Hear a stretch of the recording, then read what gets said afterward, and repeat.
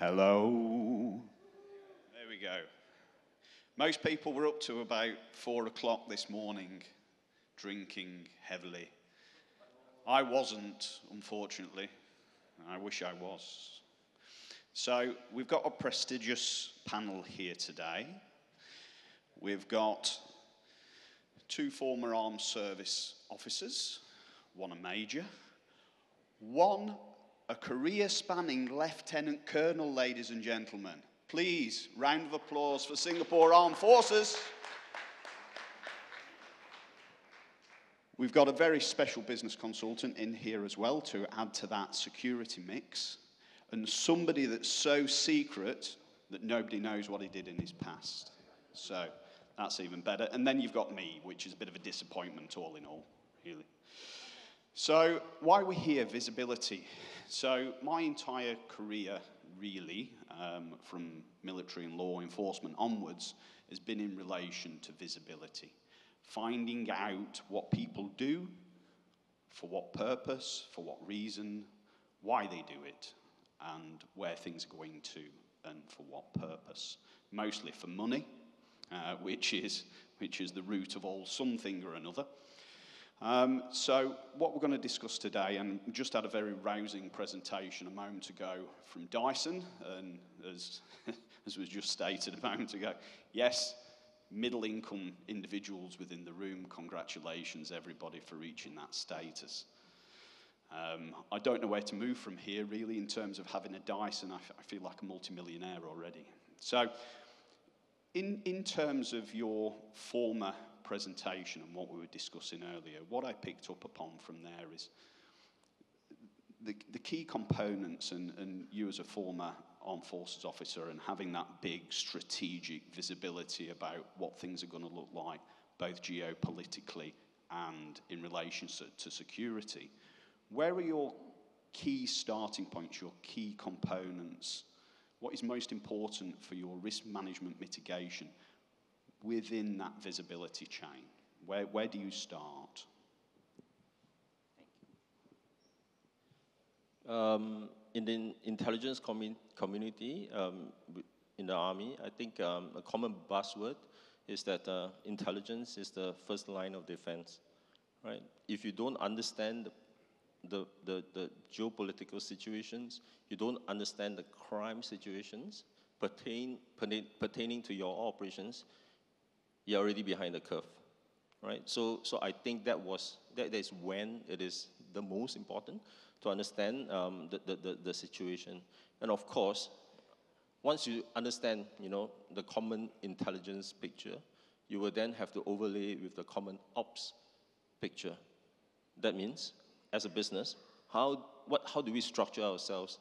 How do we carry our operations, our processes, our documentations, our supervision, to ensure that what we know of the situation is then mitigated by an actionable plan.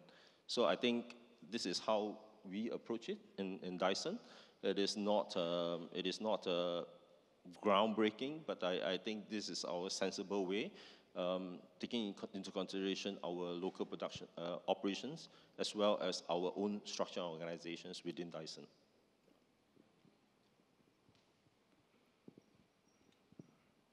In relation to that, in terms of the intelligence that you gather, the intelligence that you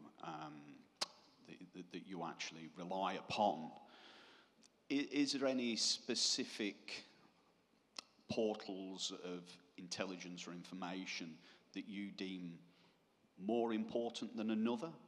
So obviously there's news and media, there's information that is related to businesses, there's information that potentially organizations can't or shouldn't gather from you from various locations around the world. Is there any suggestions or assistance that you can give to the audience about where that material, that intelligence could be gathered from? It doesn't work, but maybe Keith can assist. Thanks, Mark. In terms of intelligence gathering, we work with vendors, right? So some of these vendors allow us to have a very quick data points as it happens, as well as a slightly more in-depth analysis of certain events or projection of certain developments. I think what is important for us is that while there are such products available that money can buy, I think the more important thing is then how to see how these developments can affect us as a business. I'll give it an example. Late last year, there was a tension in Taiwan, and that was, within the APAC region, that's where most of our chips come from, right? So with that virtual blockade of Taiwan, what we have done is very quickly gathered a group, take in all the intelligence report that is available, both from open source and from our vendors, as well as some of our people that are within the area. And we take this all in, and the various functions within the company comes in to then see what is the potential impact of those happening, the effect on our company's operations.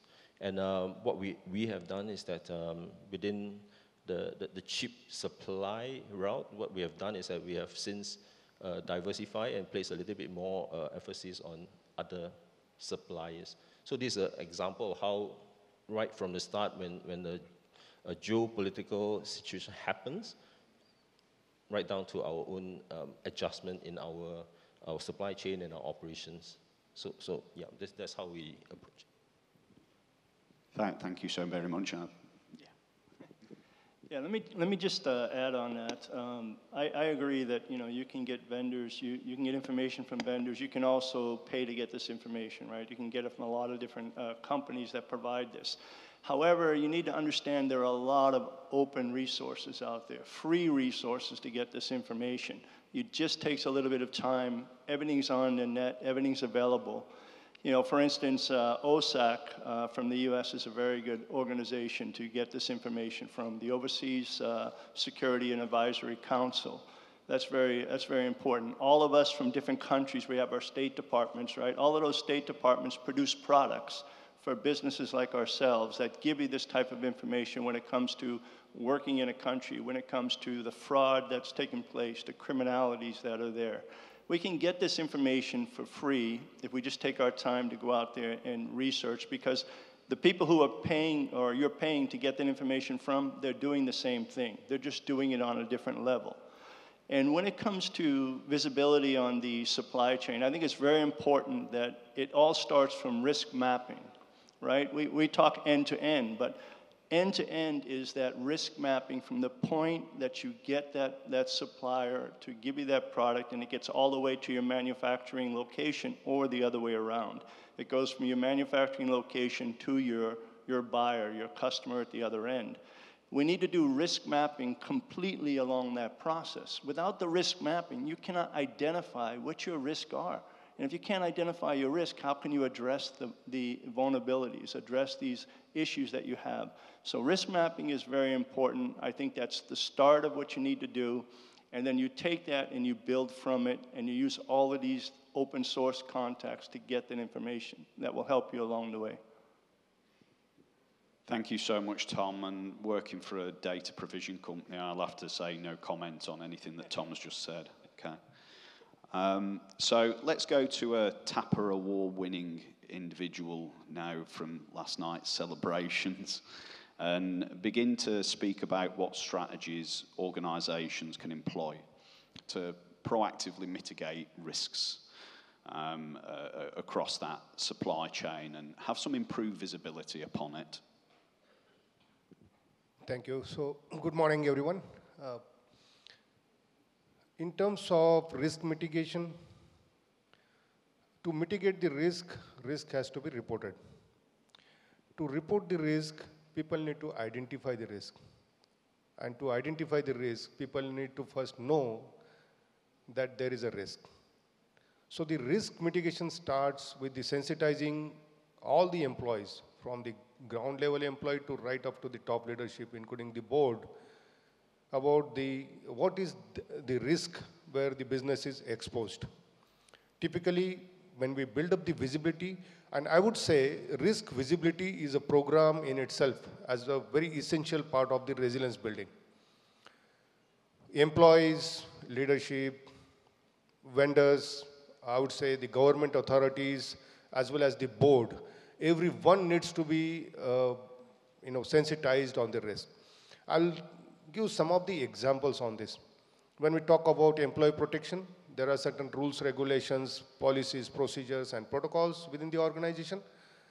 If employees don't know about those protocols, they would not follow it. One of the employee might get exposed to some of the risk or harm, and the whole thing will emerge as a big risk for the company as part of the reputation risk.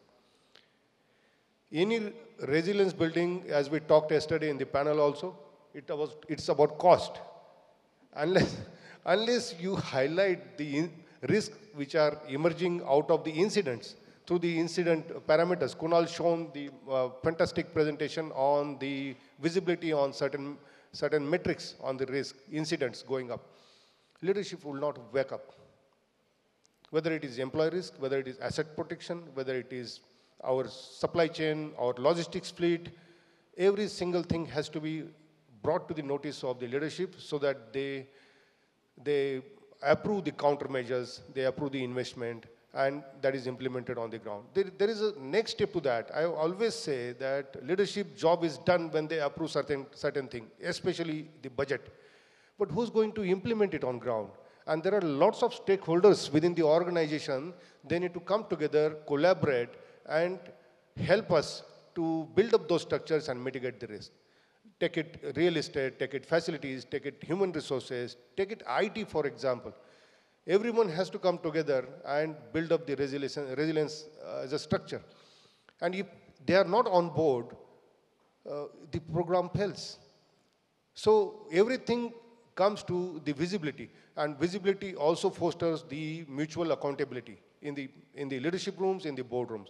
And I would take one example of the board, for example, because everything goes to the board, and typically the risk, they highly appreciate our identifying the risk proactively, mitigation measures put in place, and the implementation roadmap as well as the status update. So all this visibility gives huge confidence to the board that how the enterprise is proactively identifying the risk and having solid mitigation measures in place, and everyone from top leadership to the ground level employee is involved. I would take this further and also try to share wherever this visibility doesn't limit here. We talked about TAPA certification, for example, whether TSR or FSR. Every single thing that we do in terms of taking mitigative measures for any risk which are identified for the company, the auditors will highly appreciate all documented evidences to it, and see that how it is displayed on the ground in terms of people capability. If you take the business continuity standard, for example, the BCM role understanding of every single employee is the standard requirement. So as company gets certified for the highest standard of business continuity, if employee on the ground, whether it is in factory or office, to top leadership, everyone needs to understand their role in mitigating the risk. So everything starts from the visibility, and I would say visibility. Government authorities is one good example which I would like to share here. Over the years, we had practiced that we intimate to government agencies about our businesses, the volume of business, employees there, as well as the kind of operation that we do. And they have highly appreciated our proactively reaching out to them before any incident goes off and informing that we exist here. They have visited, they have addressed employees, they have appreciated our fire safety and employee safety measures. We have installed the SOS app on the mobiles of all the employees. Now, visibility and awareness, if employee doesn't know how to install the SOS app and trigger it when it is required, the whole thing goes in waste. But law enforcement authorities, typically in India, have highly appreciated this employee protection measure where they can trigger the SOS app, it goes to the centralized command center, and the response measures are initiated on the ground. So right from the employee on the ground to leadership, to law enforcement and ecosystem. I forgot to mention about the vendors and partners. Logistics, we talked yesterday, like Firoz talked about the logistic fleet. Every supply chain works on the transportation. Imagine one particular region is shut down due to, say, cyclone or heavy rains or flooding, etc. We shut down our offices, but our vendors and logistic fleet is not informed about that particular thing. All trucks land up either in the warehouse or they get stuck up on the roads. So the visibility build-up for the supply chain, vendors, partners, and ecosystem is also equally important. So I think overall, it is a comprehensive element of the resilient as such, and visibility is a very essential element of it. Thank you so much, Ratnakar. That was very, very enlightening. Talking about that level where we get up to an environmental part, environmental, social, and corporate governance is, you know, that buzz phrase that most organisations tend to use is now within the geopolitical community.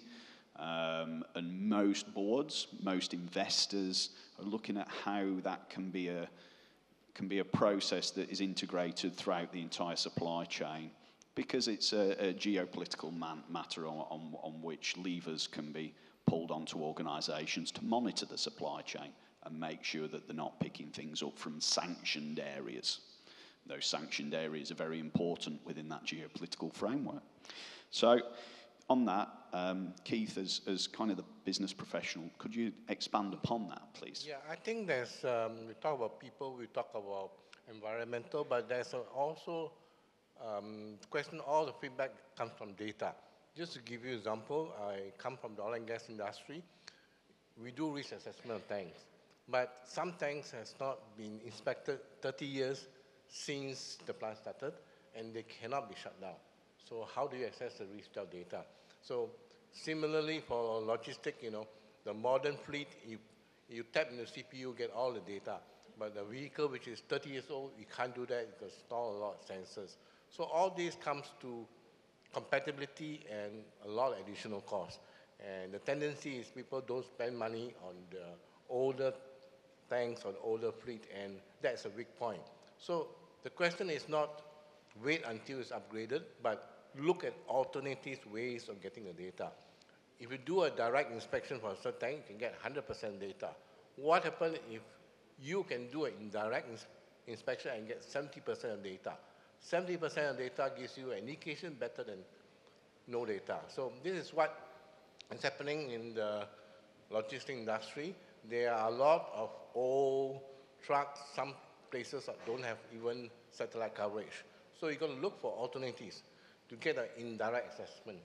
And rather than going to the management and say, look, I need a few $1 million to upgrade the system, you're not going to get an immediate reply.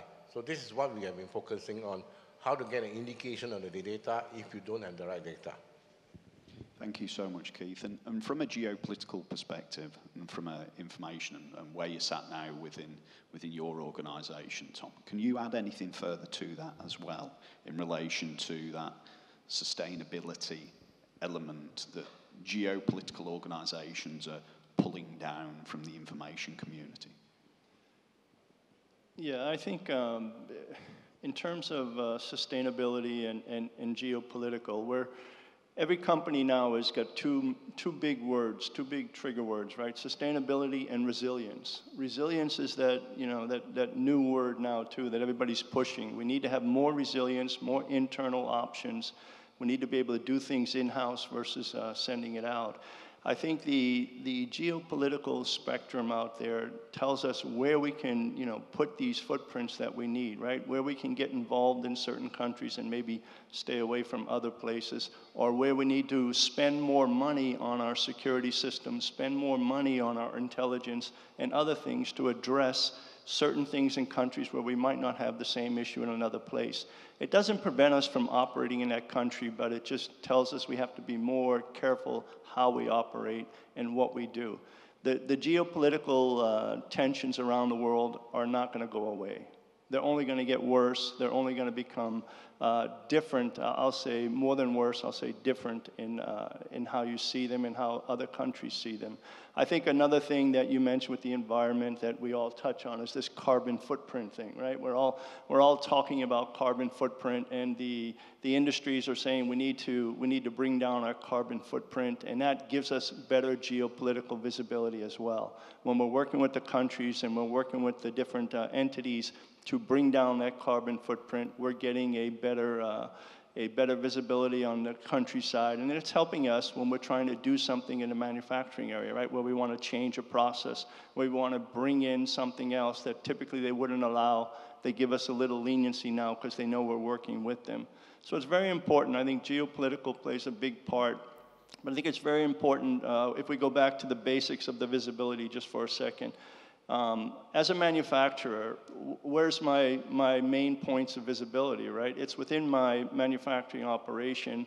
It's up until the time it gets to the loading dock, gets on the truck, and then where's my visibility after that? I have to rely on the LSP to give me that visibility. And I can tell you, sometimes that's like pulling teeth, right? It's very difficult to get the entities to work together. So I think as an organization, TAPA, when we look at visibility, we need to all work together, be it if you're a buyer, if you're an LSP or a service provider, whatever you are. We need to work together to increase the visibility, to make it better for all of us so that we can operate in a more risk-free environment. And we can only do that together. Thank you very much, Tom, and thank you to all of you. The point that I'd like to make before I do close this panel up is the slower the ice caps melt kind of geopolitically, the longer there's no or very limited supply chain route from Russia through to other continents, just to add that on. So there is some geopolitical motivation in relation to environmental, social, and corporate governance. Thank you very much to everybody. Thank you to Keith, Gabriel, Ratnakar, and Tom. Thank you.